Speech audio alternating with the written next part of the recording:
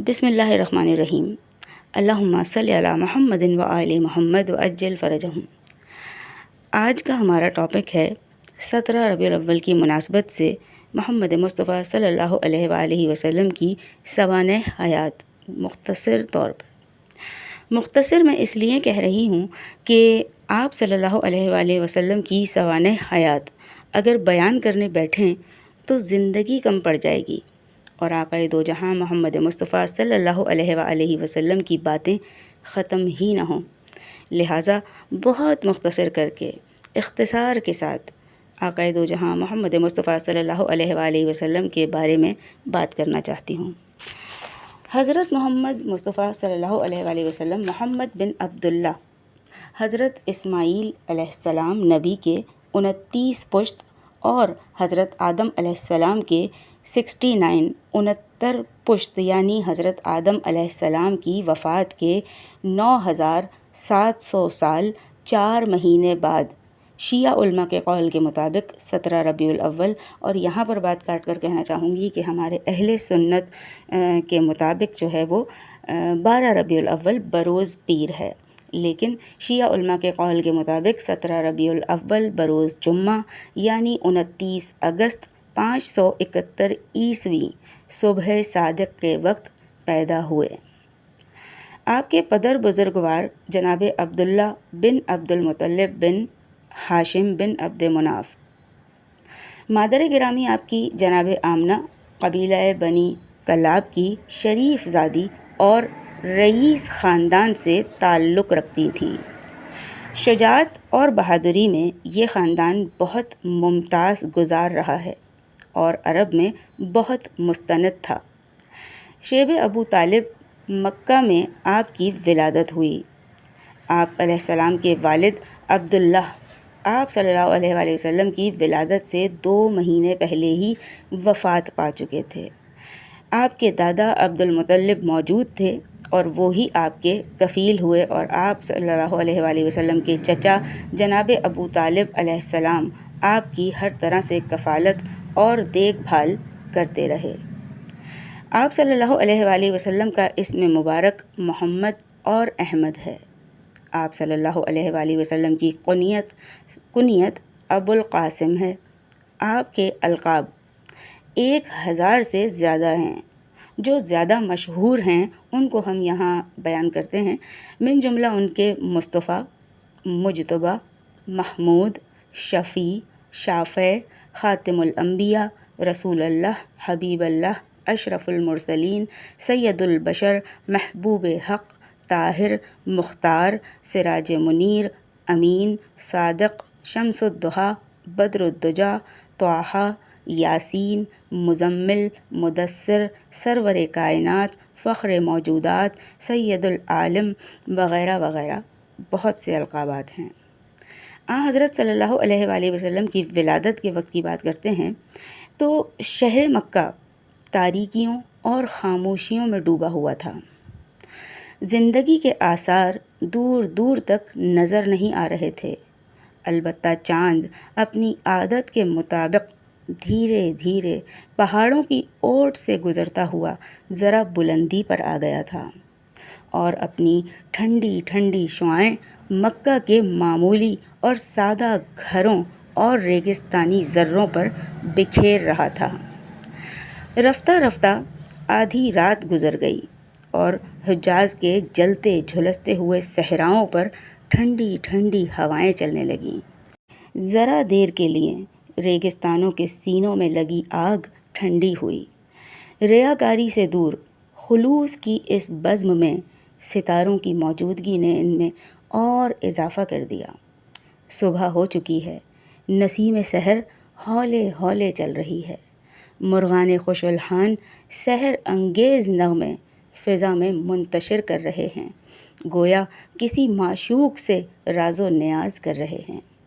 افق مکہ پر سپیدی سحر نمودار ہونے والی ہے، مگر سارے شہر پر ایک مبہم سا سکوت طاری ہے، سب گہری نیند سو رہے ہیں، ہاں صرف جناب آمنہ بیدار ہیں۔ ناگہاں چند نامعلوم مگر نورانی عورتیں ان کے کمرے میں آئیں۔ ان کی خوشبو نے جناب آمنہ کو متحیر کر دیا کہ یہ کون ہیں اور کس طرح یہاں آئی ہیں، کیونکہ دروازہ تو اندر سے بند ہے۔ تھوڑی دیر گزری تھی کہ ان کا عزیز فرزند متولد ہوا۔ جس چیز کا مہینوں سے انتظار تھا وہ 17 ربیع الاول یعنی 29 اگست 571 عیسوی صبح صادق کے وقت اپنے بچے کی صورت دیکھ کر جناب آمنہ کی آنکھیں چمک اٹھیں اور دل باغ باغ ہو گیا۔ ہر ایک کو اس کی ولادت کی خوشی تھی۔ حضرت محمد سے جناب آمنہ کے گھر کے در و دیوار روشن و منور ہو گئے تھے، لیکن اس وقت حضرت بی بی آمنہ جواں سال شوہر حضرت عبداللہ کی کمی شدت سے محسوس کر رہی تھیں۔ جس وقت وہ شام سے مدینہ واپس آ رہے تھے تو راستے میں جناب عبداللہ کا انتقال ہو گیا اور انہیں وہیں دفن کر دیا گیا تھا، اور اب آمنہ ہمیشہ ہمیشہ کے لیے تنہا ہو گئی تھیں۔ بات کرتے ہیں ولادت کے وقت کی کہ آپ صلی اللہ علیہ وآلہ وسلم کی ولادت کے وقت کیا حالات تھے۔ تو جس وقت حضور اکرم صلی اللہ علیہ وآلہ وسلم کی ولادت ہوئی اس وقت زمین و آسمان میں ایسے ایسے عجائبات و معجزات خدا کی طرف سے ظاہر ہوئے، خاص کر مشرق میں جو اس وقت کی تہذیب و تمدن کا مرکز تھا۔ یہ حوادث خبر رسانی کا اس وقت اس سے سری ذریعہ تھے، جس سے یہ معلوم ہو گیا کہ دنیا میں کوئی عظیم واقعہ ہوا ہے۔ یہ بچہ تمام فرسودہ رسم و رواج کا خاتمہ کرنے والا ہے اور ایک نئی تہذیب کی بنیاد رکھنے والا تھا۔ انسانوں کو سعادت کی شاہراہ پر گامزن کرنے والا تھا، لہٰذا ولادت کے پہلے ہی دن سے فرسودہ اور جاہلی نظام کے لیے خطرے کی گھنٹیاں بجنے لگیں۔ نوشیروان کا وسیع و عریض محل جس کی ابدیت کا خواب دیکھا جا رہا تھا، اسی رات اس میں زلزلہ آیا اور اس کے 14 کنگرے گر گئے۔ آتش کدہ فارس جو 1000 سال سے مجوسی قوم نے جلا رکھا تھا خود بخود بجھ گیا۔ وقت ولادت ایسی روشنی پھیلی کہ شام و کسرا کی عمارتیں دکھائی دینے لگیں۔ جہاں کہیں بھی بت رکھے ہوئے تھے سب سرنگوں ہو گئے۔ خیالی خداؤں کے پجاری جن کا تعصب انہیں کوئی اور فکر کرنے نہیں دیتا تھا، وہ بھی ان واقعات کے بعد سوچنے پر مجبور ہو گئے۔ اسی طرح ساوہ کے دریا نے خشک ہو کر بیداری کا پیغام دیا۔ سمپل ورڈز میں بات کریں تو یہ سارے عجائبات جو ہوئے تھے ان سب نے مل کر ہر قوم کو یہ بتا دیا کہ کوئی بڑی ہستی دنیا میں آ گئی ہے، کیونکہ اس دور میں موبائل تو تھے ہی نہیں۔ ہاں، خط و کتابت ہوتی تھی مگر اس میں بھی مہینوں لگتے تھے، لیکن نبی کی ذات وہ ذات ہے کہ جو پیدا ہوئی تو تب بھی معجزے کرتی ہوئی پیدا ہوئی، کیونکہ ہر مذہب کا انسان کچھ حساب کتاب لگائے بیٹھا تھا کہ کوئی آنے والا ہے۔ لہٰذا جب یہ محل میں زلزلہ آیا، فارس کدہ کی آگ بجھی، اور بھی بہت سے معجزات ہیں اور میں بتا چکی ہوں کہ میں مختصراً بیان کر رہی ہوں، تو یہ دریا کا خشک ہو جانا وغیرہ ان سب نے میسیجز کا کام کیا تھا۔ ہر دور میں ہر دور کے ہر قوم کے جو پادری تھے یا مجوسی تھے، کاہن تھے، سب کو بتا دیا تھا کہ کوئی ہے جو خدا کی طرف سے خاص ہے اور بھیجا گیا ہے اور دنیا میں آ گیا ہے۔ اب ہم بات کرتے ہیں رسول خدا صلی اللہ علیہ وآلہ وسلم کی ماں کی شفقت سے محرومی کے بارے میں۔ ابھی آپ کی عمر 6 سال ہی تھی، آپ کی عمر کی 6 بہاریں ہی گزری تھیں کہ آپ صلی اللہ علیہ وسلم کی والدہ جناب آمنہ اپنے رشتہ داروں اور اپنے مرحوم شوہر کی قبر کی زیارت کرنے گئیں، اور آپ صلی اللہ علیہ وآلہ وسلم کو اپنے ہمراہ لے گئی تھیں۔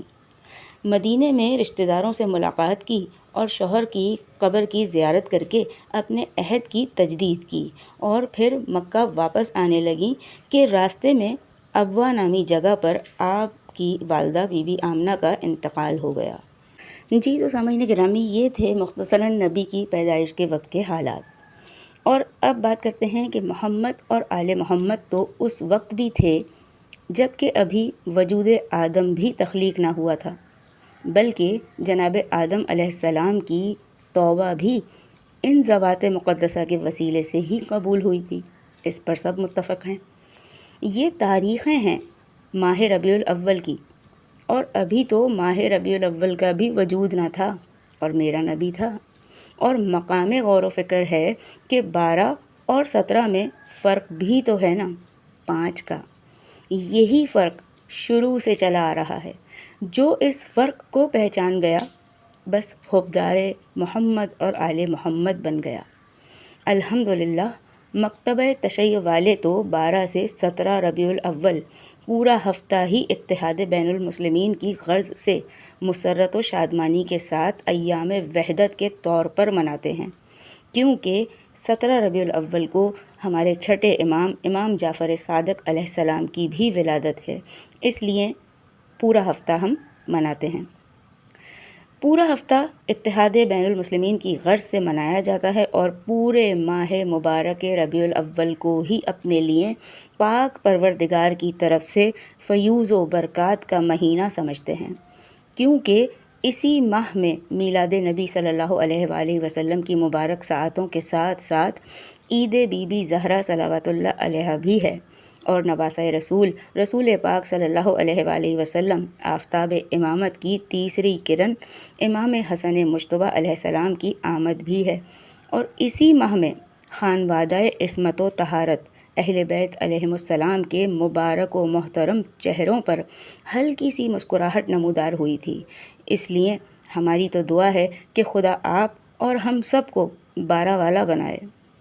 ہم مذہب اہل بیت والوں سے کو اس معاملے میں کسی سے بھی کوئی ضد نہیں ہے کہ کچھ لوگ کہتے ہیں کہ اللہ کے رسول صلی اللہ علیہ وآلہ وسلم 12 ربیع الاول کو آئے، اور کچھ کہتے ہیں کہ 17 ربیع الاول کو آئے، مگر میں تو کہتی ہوں کہ یہ رسول خدا صلی اللہ علیہ وآلہ وسلم تب آئے جب 12 تھی اور نہ ہی 17 تھی، جب کیلنڈر تھا اور نہ ہی مہینوں کی تقسیم تھی، جب ربیع الاول تھا اور نہ ہی مہینوں کا وجود، ماہ و سال اور تاریخیں نہیں تھیں، صبح دوپہر اور شام بھی نہ تھی، دن کی روشنی شب کی تاریکی نہ تھی، آسمانوں کے شامیانے نہ تھے، زمینوں کے فرش بھی نہ تھے، دن اور رات کا وجود ہی نہ تھا، چرند و پرند نہیں تھے، زندگی و موت بھی نہیں تھی، چاند ستارے بھی نہیں تھے، دریاؤں کی روانی نہ تھی، جنت و جہنم کا بھی وجود نہ تھا، ملائکہ و انبیاء نہیں تھے، کوثر و سلسبیل نہ تھی، عرش و فرش نہیں تھے، شجر و حجر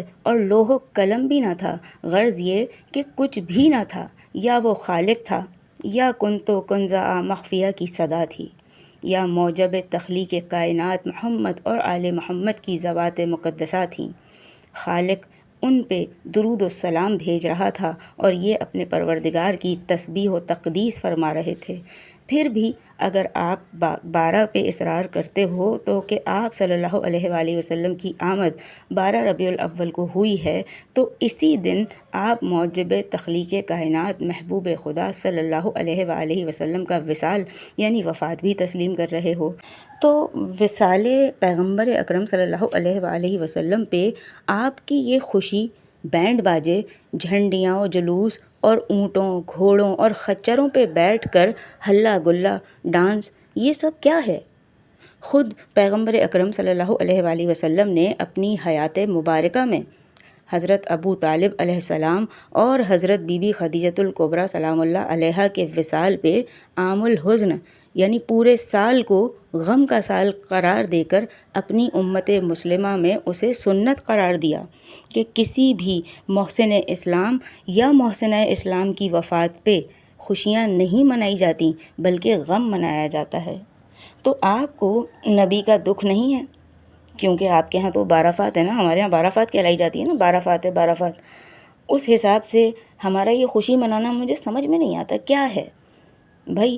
تشیع مکتب میں امام حسین علیہ السلام کا غم منایا جاتا ہے، تو اس دوران میں کوئی خوشی نہیں منائی جاتی، اور آپ عاشقان رسول صلی اللہ علیہ وآلہ وسلم خود کو کہتے ہیں، مگر 12 فات کے دن آپ نئے کپڑے پہن کر جلوس نکالتے ہو، جھنڈے ہاتھ میں لہرا لہرا کر، نعرے لگا کر جلوس نکالتے ہو۔ اور اب یہاں پہ ایک یہ بات اور بھی عرض کرنا چاہوں گی کہ امام حسین علیہ السلام کے عاشورہ و چہلم کے جلوس سے ہم اہل سنت والجماعت کے کچھ فرقوں کو، یا میں نہیں جانتی کیا کہنا چاہیے، یہ جو کہتے ہیں جو الگ الگ ہوتے ہیں دیوبند، یہ اس طرح سے اہل حدیث، تو یہ جو ہوتے ہیں ان کو بہت تکلیف ہو رہی ہوتی ہے نا، ہم لوگوں کو بہت زیادہ دل میں چبھ رہے ہوتے ہیں یہ جلوس. تو پھر یہ 12 ربیع الاول کا جلوس، اس کو کیا کہیں گے آپ؟ جھنڈے ہاتھ میں اٹھاتے ہیں، تو اگر کوئی ہاتھ میں علم اٹھائے تو وہ بدعت کیوں ہو جاتا ہے بھائی آپ کے لیے؟ کیوں ہے آپ کی نظر میں بدعت علم؟ سامعین گرامی ذرا غور کیجئے، کیا فرق ہے پھر دونوں مسالک میں؟ جلوس ادھر بھی ہے ادھر بھی ہے، جھنڈا دونوں طرف ہے، نعرے دونوں طرف ہیں، تو پھر مسئلہ کیا ہے؟ مسئلہ یہ ہے کہ ہر شخص اپنی 1.5 اینٹ کی مسجد بنائے بیٹھا ہے، اپنے مفاد کے لیے دین کو استعمال کیا جا رہا ہے. مسئلہ یہ ہے کہ آج بھی یزید ملعون کے پیروکار موجود ہیں جو آج بھی حسینیت سے ٹکر لیتے رہتے ہیں اور منہ کی کھاتے ہیں. آپ طے کریں کہ آپ امام حسین کے لشکر کے ساتھ ہیں یا یزید لعین کے لشکر کے ساتھ ہیں، ملعون کے لشکر کے ساتھ کھڑے ہونا ہے آپ نے. خیر، بیک ٹو دا ٹاپک.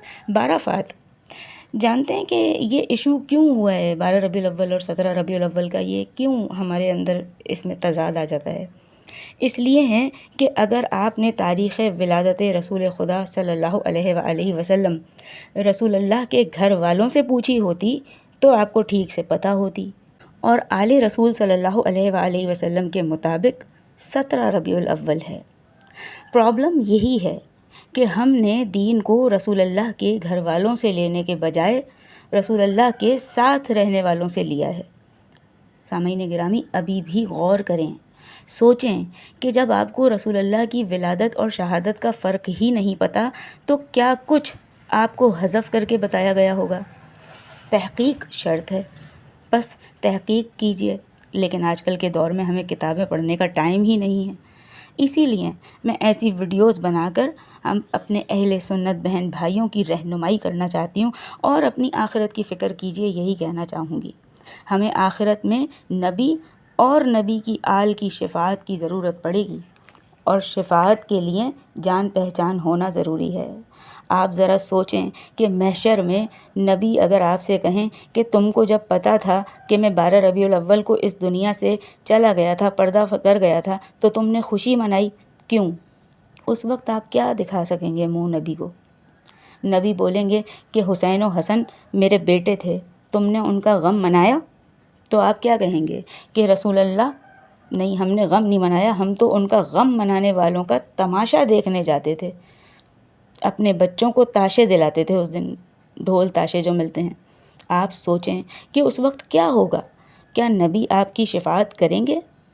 لہٰذا سوچئے، آخرت کے بارے میں سوچئے، اپنی آخرت کی فکر کیجئے، نبی کی آل کو پہچانیے، معرفت حاصل کیجئے، کیونکہ نبی نے کہا تھا، قرآن میں ہے، قُلْ لَا أَسْأَلُكُمْ عَلَيْهِ أَجْرًا إِلَّا الْمَوَدَّةَ فِي الْقُرْبَى. اللہ تعالیٰ نے اپنے حبیب کو حکم دیا کہ مسلمانوں سے اجر رسالت طلب فرمائیں، اور اجر رسالت میں مودت قربہ کا سوال کریں. یعنی رسول اللہ نے فرمایا کہ میرے عزیزوں، میرے قرابت داروں سے محبت کرو، مودت رکھو، یہی اجر رسالت ہے، یہی رسول نے مانگا ہے، لیکن ہم وہ بھی نہیں دے رہے. تو سوچیں، آخرت کی فکر کریں، نبی کی آل کو پہچانیں، ان کی معرفت حاصل کریں. میں ایسے ہی ٹاپکس پر ویڈیو بناتی ہوں تاکہ آپ کی، میری، ہم سب کی رہنمائی ہو سکے اور ہماری آخرت سنور سکے، ہمیں معرفت اہل بیت علیہم السلام حاصل ہو سکے. ویڈیو اگر پسند آئی ہو تو اس کو لائک کیجیے گا، شیئر کیجیے گا، کمنٹ کر کے اپنی رائے سے آگاہ ضرور کیجیے گا، اور چینل کو سبسکرائب بھی کیجیے گا. 17 ربیع الاول جشن صادقین اور عید میلاد النبی صلی اللہ علیہ وآلہ وسلم تمام مومنین کو، اور بالخصوص امام زمانہ امام مہدی علیہ السلام کو بہت بہت مبارک ہو. اللہم صلی علی محمد وآل محمد وعجل فرجہم.